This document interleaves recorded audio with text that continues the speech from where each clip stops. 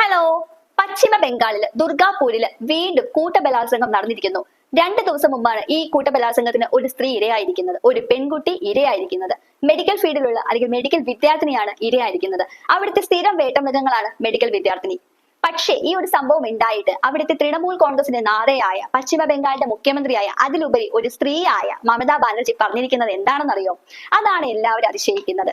രാത്രി 12:30 പുറത്തിറങ്ങാൻ അവളോട് ആരാണ് പറഞ്ഞത്? അപ്പോൾ ഇത്രയ്ക്കും ആകുലതപ്പെട്ട് ചോദിക്കണമെങ്കിൽ ഈ പീഡിപ്പിച്ചവർ ചിലപ്പോൾ മമതാ ബാനർജിയുടെ കുടുംബത്തിൽ ആരെങ്കിലും ആണോ? ആങ്ങളെയാണോ? അതോ മാമമാരാണോ? അതുകൊണ്ടാണോ അവരെ ഇത്ര മാത്രം സംരക്ഷിക്കാനായിട്ട് ഇത്ര വ്യഗ്രത കാണിക്കുന്നത്? ഇവരുടെ ഈ ഡയലോഗ് കേട്ടിട്ട് 2018 സമയത്ത് ഇവിടെ ഒരു സിനിമ ഇറങ്ങിയിരുന്നു. ക്യൂൻ എന്നാണ് ആ സിനിമയുടെ പേര്. അതിൽ സലീം കുമാർ ഒരു ഡയലോഗ് പറയുന്നുണ്ട്.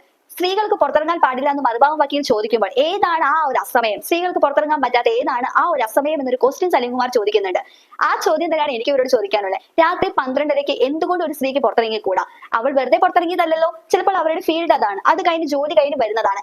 ശരി, അങ്ങനെ ആയിക്കൊള്ളട്ടെ. അങ്ങനെ കുറച്ചു വർഷങ്ങൾക്ക് മുമ്പ് ഇതേ മെഡിക്കൽ ഫീൽഡിലുള്ള വിദ്യാർത്ഥി അതേ മെഡിക്കൽ കോളേജിൽ വെച്ച് തന്നെ റേപ്പിനിരയായി മരിച്ചില്ലേ? കൊന്നില്ലേ അവളെ? അതിൽ നിങ്ങൾക്ക് എന്താണ് പറയാനുള്ളത്? ഇന്ന് മറ്റൊരുത്തി പുറത്തു നിന്നിട്ടാണ് പീഡിപ്പിക്കപ്പെട്ടെങ്കിൽ അന്ന് ആ മെഡിക്കൽ കോളേജിനുള്ളിൽ വെച്ചിട്ടാണ് അവൾ പീഡനത്തിരയായതും കൊല്ലപ്പെട്ടതും. എന്തേ മമതാ ബാനർജി അപ്പോൾ പ്രതികരിക്കാത്തത്? രാത്രി 12:30 വീട്ടിൽ നിന്ന് പുറത്തിറങ്ങാൻ പറ്റാത്ത അത്രയും മോശമാണോ പശ്ചിമ ബംഗാൾ? അതല്ലേ മമതാ ബാനർജി പറയാതെ പറയുന്നത്? നിങ്ങളുടെ മക്കളുടെ ഭാവി അല്ലെങ്കിൽ മാനം നിങ്ങൾക്ക് രക്ഷിക്കണമെങ്കിൽ 12:30 ശേഷം നിങ്ങളുടെ മക്കളെ നിങ്ങൾ പുറത്തിറക്കാൻ പാടില്ല. കാരണം അവിടുത്തെ ആണുങ്ങളൊക്കെ ലൈംഗിക വൈകൃതം ഉള്ളവരാണെന്നല്ലേ മമതാ ബാനർജി പറയാതെ പറഞ്ഞത്? അതാണോ?